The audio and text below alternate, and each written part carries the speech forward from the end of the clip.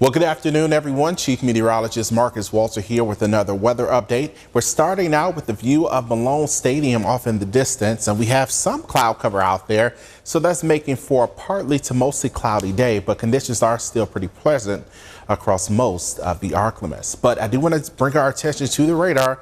Things are quiet here across most of the arc limits, but there are some showers trying to impact southern Arkansas right now. A lot of this moisture not quite reaching the ground, but it still is out there, so it's making for overcast conditions.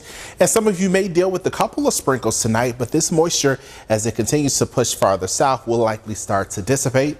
Again, it's running into drier air at the surface. Now, when we look at the forecast going forward, this is 10 p.m. showing just a few clouds out there, temperatures down to the low 70s.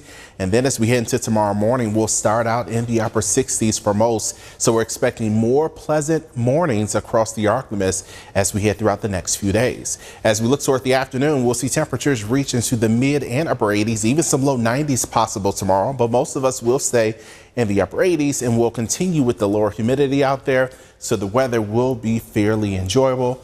And as we look ahead to Thursday morning, we'll start out anywhere from the upper 60s to low 70s. We'll stay mainly dry throughout the day, but as we head into the afternoon, we'll be watching for some rain showers, and some of that will likely continue toward the midnight hour, and even some of that continuing into the early part of Friday morning. So we are talking about wet weather being around Thursday and Friday.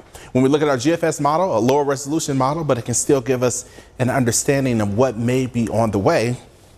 Some moisture nearby Thursday morning as a front begins to push close to the region. It looks like more of that moisture is around as we head into Friday. So if you are planning to check out any high school football in the area, if you're planning to check out any college football, well, we are still watching for some limited rain showers, but it shouldn't be a total washout. And some of that moisture sticks around into Saturday as well. But by Sunday, while the model is showing a little moisture still around, I suspect we'll start to dry out.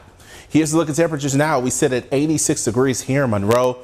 Feels like numbers right around 87 degrees. So that humidity not really a factor for us at this hour. And that's a good thing. It's not terribly humid out there, and we're expecting comfortable conditions for most of the week.